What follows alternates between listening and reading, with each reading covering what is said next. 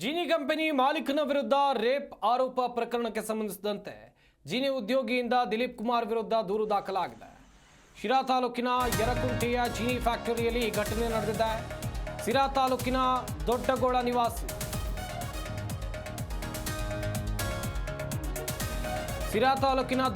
ನಿವಾಸಿ ಮಹಿಳೆಯೊಬ್ಬರು ದೂರನ್ನು ಕೊಟ್ಟಿದ್ದು 6 ತಿಂಗಳಿಂದ ಲೈಂಗಿಕ ಕಿರುಕುಳ ನೀಡ್ತಾ ಇರುವಂತ ಬಗ್ಗೆ ಆರೋಪ ಇದು. ತುಮಕೂರಿನ ಕಳ್ಳಂಬೆಳ ಪೊಲೀಸ್ ಠಾಣೆಯಲ್ಲಿ ದೂರು ದಾಖಲಾಗಿದೆ. ಕಳೆದ 10 ತಿಂಗಳಿಂದ ಕೆಲಸ ಮಾಡ್ತಾ ಇರುವಂತ ಮಹಿಳೆ ಜಿನಿ ಫ್ಯಾಕ್ಟರಿಯಲ್ಲಿ ಲೈಂಗಿಕ ಕಿರುಕುಳ ನೀಡಿ ಅತ್ಯಾಚಾರಕ್ಕೆ ಯತ್ನ ಮಾಡಿದ್ದಾರೆ ಎನ್ನುವಂತ ಆರೋಪ ಈಗ ಕೇಳಿ ಬರ್ತಾ ಇದೆ. ನನಗೆ ಸಹಕರಿಸುವಂತೆ ಬೇಡಿಕೆ ಇಟ್ಟು ರಾಣಿ ಥರ ನೋಡ್ಕೊಳ್ತೇನೆ, ಕೈ ಹಿಡಿದು ಎಳೆದಾಡಿ ಅತ್ಯಾಚಾರಕ್ಕೆ ಯತ್ನಿಸಿದ್ದಾರೆ ಎನ್ನುವುದಾಗಿ ಈ ಕಂಪನಿಯ ವಿರುದ್ಧ ಆರೋಪ ಕೇಳಿಬಂದಿದೆ.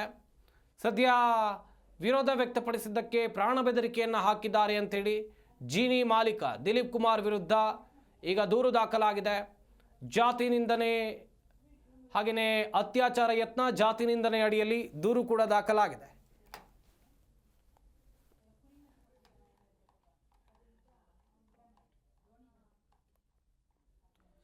ಜಿನಿ ಕಂಪನಿ ಮಾಲೀಕನ ವಿರುದ್ಧ ರೇಪ್ ಕೇಸ್ ದಾಖಲಾಗಿರುವಂಥದ್ದು.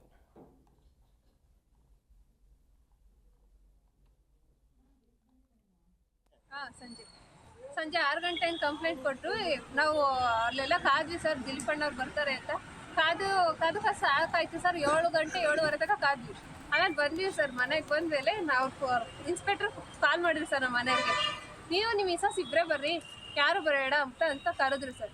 ನಮ್ಮ ಮನೆಗೆ ಇಲ್ಲ ಸರ್, ನಾವೆಲ್ಲ ದೇವ್ರಿಗೆ ಹೋಗಿದ್ವಿ, ನಾವು ಬರಲ್ಲ, ನಾವು ನಾಳೆ 10:00ವರೆಗೆ ಹೇಳಿದಿರಲ್ಲ, ನಾಳೆ 10:00ವರೆಗೆ ಬರ್ತೀವಿ ಅಂತ ಹೇಳಿ ನಮ್ಮ ಮನೆಯವ್ರು ಹೇಳಿದ್ರು ಸರ್. ಇಬ್ಬರಿಗೆ ಬರಕ್ಕೆ ಹೇಳಿದ್ರಾ? ಹಾಂ, ಇಬ್ಬರಿಗೆ ಬರಕ್ಕೆ ಹೇಳಿದ್ರು. ಫಸ್ಟ್ ಹೋಗ್ಬೇಕಾದ್ರೆ ಯಾರ್ಯಾರ ಜೊತೆ ಹೋಗಿದ್ರೆ? ನಾವೆಲ್ಲ ನಮ್ಮ ಫ್ಯಾಮಿಲಿ ಎಲ್ಲ ಹೋಗಿದ್ವಿ ಸರ್. ಯಾರನ್ನ ಕರ್ತಿದ್ದು? ಫೋನ್ ಮಾಡಿ ಕರ್ತಿದ್ದಾರಮ್ಮ? ಅವರು ಇನ್ಸ್ಪೆಕ್ಟರ್ ಸರ್. ಗೊತ್ತಿಲ್ಲ ಸರ್.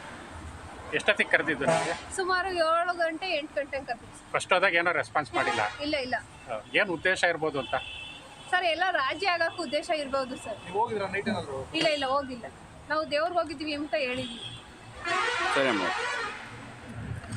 ಕಂಪ್ಲೇಂಟ್ ಕೊಟ್ವಿ ಸರ್. ಸಂಜೆ 6 ಗಂಟೆಗೆ ಕಂಪ್ಲೇಂಟ್ ಕೊಟ್ಟು ನಾವು ಅಲ್ಲೆಲ್ಲ ಕಾದ್ವಿ ಸರ್, ದಿಲೀಪ್ ಅಣ್ಣವ್ರು ಬರ್ತಾರೆ ಅಂತ ಕಾದು ಸಾಕಾಯ್ತು ಸರ್. 7 ಗಂಟೆ 7:30 ತನಕ ಕಾದ್ವಿ. ಆಮೇಲೆ ಬಂದ್ವಿ ಸರ್. ಮನೆಗೆ ಬಂದ್ಮೇಲೆ ನಾವು ಇನ್ಸ್ಪೆಕ್ಟರ್ ಕಾಲ್ ಮಾಡಿದ್ವಿ ಸರ್ ನಮ್ಮ ಮನೆಯವ್ರಿಗೆ. ನೀವು ನಿಮ್ಮ ಮಿಸಸ್ ಇಬ್ಬರೇ ಬರ್ರಿ, ಯಾರು ಬರೋಣ ಅಂತ ಕರೆದ್ರು ಸರ್. ನಮ್ಮ ಮನೆಗೆ ಇಲ್ಲ ಸರ್, ನಾವೆಲ್ಲ ದೇವ್ರಿಗೆ ಹೋಗಿದ್ವಿ, ನಾವು ಬರಲ್ಲ, ನಾವು ನಾಳೆ 10:00ವರೆಗೆ ಹೇಳಿದಿರಲ್ಲ, ನಾಳೆ 10:00ವರೆಗೆ ಬರ್ತೀವಿ ಅಂತ ಹೇಳಿ ನಮ್ಮ ಮನೆಯವ್ರು ಹೇಳಿದ್ರು ಸರ್. ಇಬ್ಬರಿಗೆ ಬರಕ್ಕೆ ಹೇಳಿದ್ರಾ? ಹಾಂ, ಇಬ್ಬರಿಗೆ ಬರಕ್ಕೆ ಹೇಳಿದ್ರು. ಫಸ್ಟ್ ಹೋಗ್ಬೇಕಾದ್ರೆ ಯಾರ್ಯಾರ ಜೊತೆ ಹೋಗಿದ್ರೆ? ನಾವೆಲ್ಲ ನಮ್ಮ ಫ್ಯಾಮಿಲಿ ಎಲ್ಲ ಹೋಗಿದ್ವಿ ಸರ್.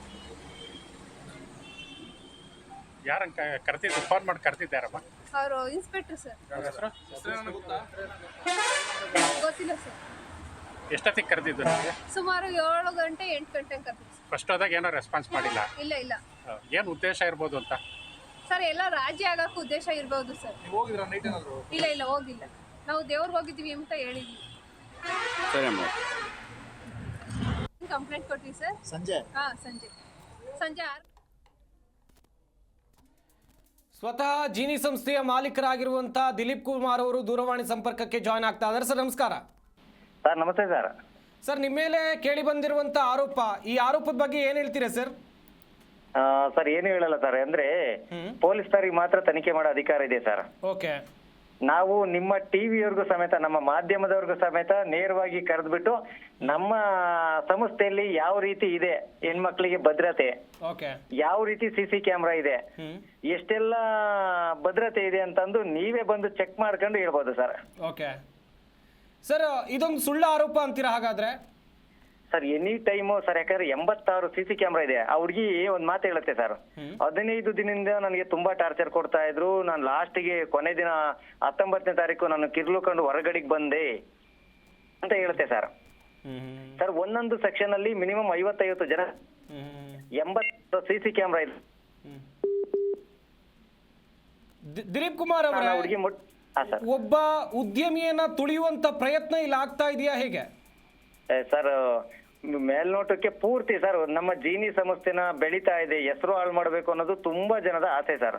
ಅವರು ಈ ಹುಡುಗಿ ಮುಖಾಂತರ ತೀರಿಸ್ಕೊಳ್ತಾವ್ರೆ ಸರ್, ಬಡವರ ಮುಖಾಂತರ. ಈ ಹುಡುಗಿ ಕೆಲ್ಸಕ್ಕೆ ಜಾಯ್ನ್ ಆಗಿ ಎಷ್ಟು ದಿವಸ ಆಯ್ತು ಸರ್?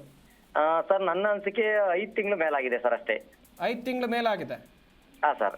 ಈ ಹುಡುಗಿಯನ್ನ ಮುಂದೆ ಬಿಟ್ಟು ಹಿಂದೆ ಯಾರೋ ದೊಡ್ಡ ಗೇಮ್ ಅನ್ನ ರೂಪಿಸ್ಕೊಂಡಿದ್ದಾರೆ ಅಂತ ಒಂದಷ್ಟು ಚರ್ಚೆಗಳು ಆರಂಭ ಆಗಿದೆ, ಏನ್ ಹೇಳ್ತೀರಾ ಸರ್? ಈಗ ಎನಿ ಟೈಮು ಸರ್ ಯಾರೇ ಬರ್ಲಿ ಸರ್ ನಮ್ಮ ಕಂಪ್ನಿ ಹತ್ರ ಬಂದು ಪ್ರತಿಯೊಂದು ಚೆಕ್ ಮಾಡ್ಲಿ. ಆ ಹುಡುಗಿ 15 ದಿನ ಅಂತ ಹೇಳಿದ್ಯಲ್ಲ ಸರ್, ನಾನು 30 ಇಂದ 60 ದಿನದ್ದು DVR ಕೊಡ್ತೀನಿ ನಿಮ್ಗೆ. ಆ ಹುಡುಗಿ ಯಾವ ಜಾಗದಲ್ಲಿ ಕುಂತಿತ್ತು, ಬೆಳಿಗ್ಗೆ ಬಂದು ಎಲ್ಲಿ ಕೂತ್ಕೊಂತು, ಸಂಜೆ ಎದ್ದು ಯಾವ ರೀತಿ ಮನೆಗೆ ಹೋಯ್ತು, ಸಂಪೂರ್ಣವಾಗಿ 60 ದಿನದ DVR ನಿಮಗೆ ಕೊಡ್ತೀನಿ.